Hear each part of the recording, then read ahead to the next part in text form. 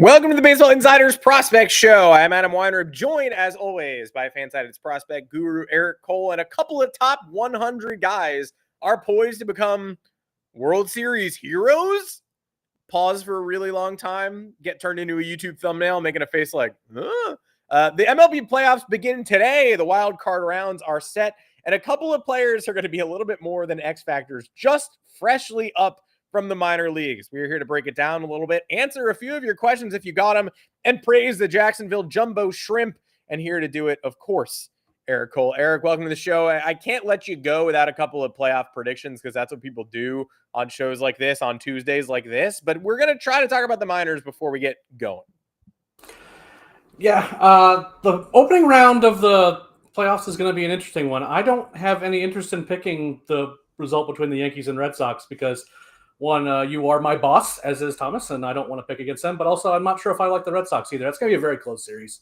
I think whoever wins the first game probably just wins it outright. But we'll see. That's going to be a really good series. There's a lot of really interesting series. I do think this is the year that the Brewers finally win a playoff series. It's kind of hard for me to predict them to get to the World Series because it just kind of comes in the postseason. It just really comes down to who gets hot, and I need to see who's playing well versus others. I could just see the Phillies, getting hot at the right time. I could see. The Dodgers, obviously, Padres, those are all teams that if they get hot, they're going to be really tough to beat. But I do think that the Brewers eventually, do get out of the opening round and, make some noise this year.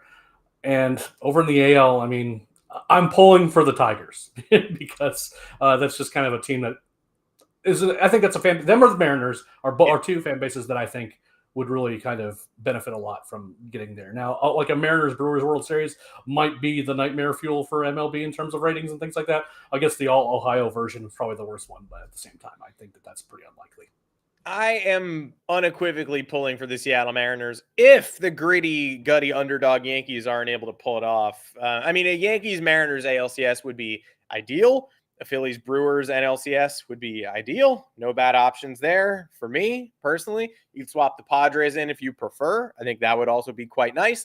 There are not that many evil teams. I can't even really categorize the Toronto Blue Jays as evil. I really want to, but no, they're not. They don't have a lot of titles to their name. It would be nice for the country to have a lengthy postseason run. The Boston Red Sox and Alex Cora are the only evil team on the American League side, in my humble opinion. But you're right. It's a short series. They are not underdogs. They have owned the Yankees-Red Sox rivalry for 20-plus years now.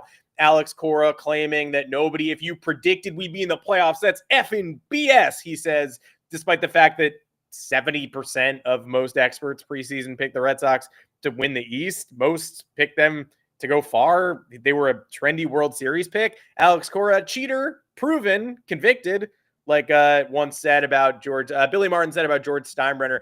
One's a born liar and the other's convicted about Reggie Jackson and Steinbrenner. Alex Cora, convicted, cheater. It's true. But he's back, and now he's a born liar as well. So, hey, we'll see. Garrett Crochet, pretty tough draw in your opening game, and a best of three, even if they're all at Yankee Stadium, maybe the biggest nightmare possible in this rivalry. You do not get an extended leash. If you lose to Crochet, your season is on life support. So I'm picking the Yankees in 3, but I don't feel great about it in a Red Sox 2-game sweep. Totally realistic, no matter what Alex Cora tells you. But let's dive into the prospect angle here because there is a Red Sox wrinkle, and we should probably start there in terms of the recent top prospects who might end up deciding this whole damn thing. And if the Red Sox and Blue Jays do play each other in an ALDS, odds are high that your new Game 3 starter for Boston is Connelly Early. Congrats. You are now not only on the Red Sox, on the playoff roster, you're probably the third most important arm in their journey, 4 starts in your major league career. Lucas Giolito has an elbow issue. He is off the wild card roster. The Red Sox rotation, as the experts saw it, went 3 deep before that. Easy Garrett Crochet game 1. Brian Bayo game 2. Easy. Giolito's velocity been down a little bit, but again, pencil him into game 3. Now, they're not writing him off for future rounds, but I can't imagine this elbow examination is going to result in him being able to come back by Saturday for the DS. That's just my inkling. Perhaps a miracle occurs, but it does feel like if this gets to a deciding game 3, it'll be early for the Red Sox. And if they do move on, he'll be getting the ball in depending on how things line up, potentially game 1 of the ALDS, given the timeline of events. How could you possibly have seen this coming? And what are your expectations for playoff Early, who's looked great, but drew the A's twice to start his career? Kind of a wonky beginning. So it's tough, right? Because he has 4 starts in the major leagues, has looked good in them, and had a good year in the minor leagues too. Like, it's not like you can completely discount what he was doing in the minor leagues either. But he's also a guy that is more like pitch mix and deception over stuff. I mean, he like fastball can generally reach in the mid 90s, but it's about those secondary offerings and whether or not his fastball is good enough to disrupt the timing of opposing hitters so he can mix pitches up and get outs. He has done that so far, but I have a tough time envisioning a world where he could do that against Aaron Judge for like 3 times in a game, for example, right? Like, he's going to get timed up on one, and that's like the one guy you can't make mistakes to. There's other Yankees hitters that kind of fit that same mold of you have to be perfect. Like, if you're perfect, you can get them out, but if you're not perfect with middling stuff, then you're going to get hit hard. So I'm terrified if I'm the Red Sox, if I'm just being honest. If he has to pitch against the Yankees in a game 3. In game 1, fine. You know what I mean? Like, it's like it's a longer series. You can afford a loss. It keeps your other guys on turn. That feels a little bit better to me. Ultimately, they don't really have a choice. I mean, Giolito's hurt. I don't think he's coming back in the next round, even if they get past the wild card round. They can say, well, we're not going to rule anything else. But if he has a elbow issue that's keeping him out of the playoffs now, it's keeping him out of the playoffs in the division series too. Yeah, ALCS, same thing. So I think they have to kind of hope that it works out, because Tolly, again, he had his issues after that kind of initial hot start, and he's probably more of maybe a bullpen option, but not one that you can really rely on of the rotation. The rest of their options aren't particularly appealing. It basically is Early and his, what is kind of like a well-rounded but not overly exciting arsenal, and going against the best offenses in the league. And again, it's hard to see him doing well under that pressure cooker that's going to be like game 3 of a Red Sox, Yankees, opening round series. But at the same time, if you're throwing him game 1, game 2, or something like that in the DS or something like that, I think he'd be just fine there. Yeah, we've seen unlikelier playoff heroes over the years for sure, but it is worth noting the numbers are sparkling, but he struggled to get through 4 innings against Tampa, and Tampa is Tampa. They're not the Rays of old. They don't exactly have a threatening offense. 2 earned in 5 against the reeling Detroit Tigers, but did pick up a loss in his finale. These special starts were against the A's, and they did include 10 hits and 10 1/3 innings. So kept runs off the board. Strikeouts came routinely. He struck out 11 in his MLB debut and 7 in the next one. But the resume is heavy with beating the Sacramento Athletics at this point in time. I agree with you. Again, there have certainly been weirder arms to succeed during an individual playoff run and to be crafty enough to get by. I mean, Josh Tomlin and there's a 2016 Cleveland pitcher whose name I can't even remember, but do you remember when they went to Toronto and just like threw one of the historic all-time random guys out there? And oh man, this is gonna kill me. Ryan Merritt. Oh, yeah. Didn't he go 6? Something like that? He was he was great. I got to look up Ryan Merritt's stats. Also, when you Google 2016 Cleveland roster, you just get a big Jose Ramirez banner. And while I appreciate that, I mean, that is not who I meant. I didn't forget Jose Ramirez's name. I forgot Ryan Merritt's name. But you want to talk about a cult hero. This guy made 5 total major league starts, 4 of them in 2017, 1 of them in 2016. And in the playoffs, he went 4 1/3, 2 hits allowed, 3 Ks, shutout in what ended up being a 4-1 win in Toronto in the ALCS. So again, I thought he went deeper. Yeah. I guess they were smart to pull the early. Oh, it's Ryan Merritt. Oh my God. Okay, get him out of here. But yeah, take what we got. It's good. He did his job. Early could certainly do his job, but I do think you have a right to be concerned if he ends up in the pressure cooker of Yankee Stadium facing Boston-born Cam Schlittler in a potential game 3, which could be crazy. I think actually Walpole-born, but Red Sox fan, when they went to Fenway Park, all of Cam Schlittler's friends wore let's just say a good deal of Red Sox gear on the field in their post-game picture. Could get intriguing real quick if the Yankees can survive either Crochet or Bayo. But if the Red Sox or Yankees move on, they will face a Toronto Blue Jays team that I can't help picking in favor of at this moment in time. I still think Phillies over Blue Jays in the World Series. There's something about the chemistry there, the offense there, the way they close their season with, up against the wall, needing to win every single game to win the AL East. They did it. They got some time off. Losing Jose Barrios is a major factor, but doesn't do all that much to move the needle for me, given how less than confident I was in his playoff performance before he went on the shelf. So their rotation, admittedly, not going to spook a lot of people. Kevin Gausman in game 1, probably Shane Bieber in game 2, and then probably Trey Yesavage fresh up from the minors in game 3, maybe even game 2. You might hand him in the ball in the second one, depending on how confident you are. And there's no reason not to be confident based on his early returns at the big league level. I talked to Robert Murray about, like, after his first start, hey, is he on the verge of becoming a guy they actually carry on the playoff roster, not just a late season cameo? Now he's the most essential cog in their World Series hopes, quite possibly. So Eric, they're going to carry him. Breaking, spoiler alert, he's going to be on the roster. What do you expect from him now that the matchup has been ratcheted up a little bit? Can't face the Rays again, as he has several times. So Yesavage is a bit on the other end of the spectrum, where I think he does have the stuff to shut down an elite offense, right? He's, between look, the fastball is fine. I think it's more like kind of it has a lot of carry, but maybe not so much in terms of velocity. But what he has going for him is a unique look that teams don't have a lot of intel on yet. It's that big over-the-top delivery. The breaking stuff kind of is a lot more vertical than horizontal. Same thing with his fastball. He doesn't get that side-to-side movement. And while I think that next year, when there's a lot more video on him against big league hitters, that maybe he's going to have a little bit more time and he's got to make some adjustments in terms of like where he's locating his pitches. I think that early on here, when you have that kind of mix of, a slider, you've got the fastball, kind of, again, mid-90s sort of offering, and then you've got this sort of splitter curveball combo thing where it just kind of depends on how hard he wants to really throw it to kind of figure out exactly what action it gets. I think that gives him some runway to get like 2 good starts.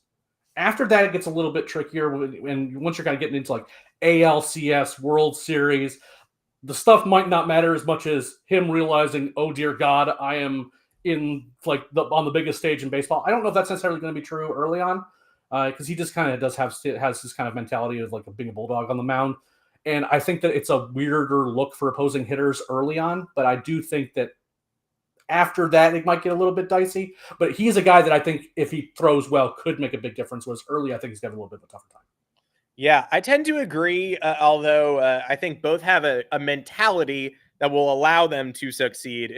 Headspace is not a concern for either of these pitchers, but deception, raw stuff, that's why I would have, if you asked me Early or Peyton Tolly, who's more likely to be making an impactful playoff start a month ago, I would have said Tolly because of the rise on the fastball, and he's got that same level of deception, but he weirdly has just been a tick off since his debut. Like, as a starter, he's catching too much plate. So they send him to the bullpen and he ratchets up his velocity and gets to 100, but he's still catching too much plate. That somehow makes things worse. Like, the stuff ticks up, but the location ticks down. He looked even better when he was more minimalistic. Like, it's been a weird run for him. Kyle Harrison has probably usurped him in the Red Sox pecking order for now, but I think Yesavage is certainly going to be leaned upon more. And I would say he's been on the big stage. Even back in college at ECU, he was a guy who, what did he get, like aneurysm surgery and try to fight his way back for the college baseball playoffs? Like he punctured his lung after dry needling. Not by the way, certainly not an injury that you want to have right before you're about to get drafted, because 1, collapsed lungs are bad, and 2, it makes people wonder why you're doing things like that when you're supposed to be pitching. Yeah. But that's neither here nor there. Yeah, collapsed lungs are so bad, by the way. But yeah, he is a guy who I understand. He has that competitive mentality, that dog in him, and I'm putting a lot of faith in him putting the Blue Jays in the World Series, but I do believe in it. Uncle Ted, the last great lefty starter in the playoffs, probably Jordan Montgomery, who went 7 shutout against the Rays in the wild card, and then 14 shutout innings against the Astros in the ALCS to send the Rangers to the World Series. I think that would be my pick, but I do appreciate the question. It was not that long ago that we had a dominant lefty. Could be Garrett Crochet tonight. Could be Max Fried tonight. Could be Carlos Rodon tomorrow. I think out of those 3 guys, we're probably going to get at least 2 good starts, but we will see. The final name in this particular discussion in terms of top prospects who are going to make an impact. When I built this outline yesterday, I heard the Guardians were thinking about carrying Chase DeLauter on the taxi squad and just entertaining, hey, let's bring him to Cleveland. Let's show him around. Let's show him to the arcade. Let's show him to the old Gund Arena where the Cavs play. That hasn't been what it's been called since the 90s, but there you go. Today, he's on their roster. What does this do for Cleveland? You want to talk about a wrinkle? We're adding a top 100 guy without a major league debut to the Wild Card Series roster. Yeah, this is a weird one, right? Because DeLauter, I think that we can all agree that just based purely on talent, DeLauter is one of the better hitting prospects in baseball, period. The problem is that he has been physically unable to stay healthy, and this goes back to his draft year, where he had like these foot issues, and then he had hamstring problems, and just this year, sports hernia surgery kept him out for most of it. Then needed wrist surgery to repair a broken hamate bone, has been out for a lot of it. But when he's played, he can hit. And for a Guardians team that, if we're being honest, has to continue to catch lightning in a bottle and get lucky, they might be favored, or will give the Tigers fits in the opening round because they're so familiar with each other. It's not sort of the same animal as like going against a team that's already kind of been battle tested in the playoffs. But after that, they're going to have to change something up because the offense just is not good enough to keep up with most of it just in the American League, let alone in a potential World Series matchup. So I think that I respect the move to try, because if DeLauter had stayed healthy, he would have made his big league debut already. He just can't stay healthy. So I can see in Cleveland's mind going, look, we're in. We need to try something to get some offense going, and this is our best option to do that amongst the guys who are ready.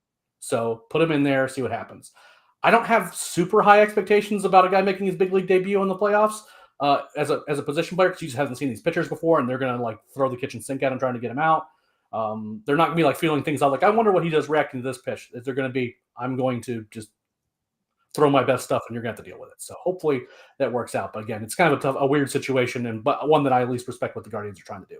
Yeah, best hope to get offense injected into this series, bringing Chase DeLauter in for his big league debut after just 34 games at AAA this year. Second best option, CJ Kayfa's bases loaded hit by pitch. So what do you guys want to try? That's what's on the table. I do respect the move, and I agree. If he had stayed healthy, we would have seen him already. Saw enough Guardians fans chattering this summer about how he was being neglected in their search for offense. And now here we go. The stars have aligned. A last-minute wrinkle. Given how well these teams know each other, it could definitely be interesting. Finally, to throw a wrench into the proceedings by the Guardians. This is the third week in a row that these two teams have faced one another in 3-game sets. This one's in Cleveland. Let's see how it goes down and if it can go to all 3.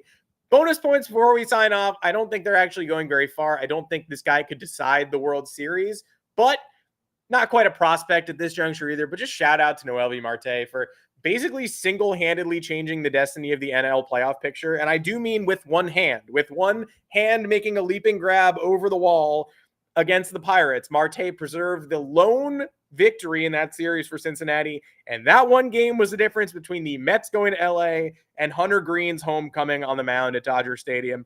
I just want to shout out to the remarkable path that, several baseball teams have traversed. Improbable, to say the least, paths to the postseason this year. But one guy who does not get enough credit, and he is not a right fielder by trade, Noelvi Marte, basically sent Cincinnati to the postseason and the Mets packing. So tip of the cap to that bit of weirdness. Yeah, again, the Mets being disappointed is like something that sustains me during what's been a pretty brutal Brave season. And Marte's been really a big part of that, and I think that Reds team is a lot of fun. They're the worst team in the playoffs probably, but at the same time, just once you're in, then you have a chance of beating anybody. And that Dodgers team looks pretty vulnerable to me. Shout out to Sal Stewart too. I think has been kind of a big part of what they're doing over there too. If they're going to have a consistent offense this postseason, he's going to be a part of it. And so he's a guy I'm keeping an eye on.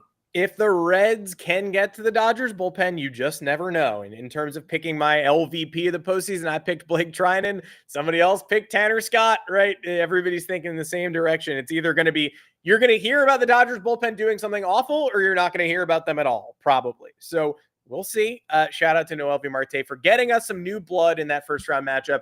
And I'm going to give a late shout out before we sign off to the Jacksonville Jumbo Shrimp, the AAA champions. beat the Vegas Aviators, beat my Scranton Wilkes-Barre not the Red Barons, the Rail Riders. Again, we're talking Gundarina and the Red Barons. We're talking 90s shit over here. How impressive was the AAA title and the way it was won with the Jacob Berry walk-off bomb down 1 after they clinched.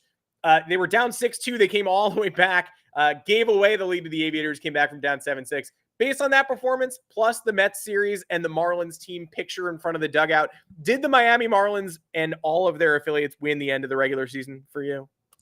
I mean, they're up there for sure. And hat tip to Jacob Berry in general. 6th overall pick was kind of had become forgotten as a prospect because, again, he's all bat and like no defensive home whatsoever, and he wasn't really hitting for power. That was a big moment for him. Hopefully it turns things around because I really like that draft pick when it happened.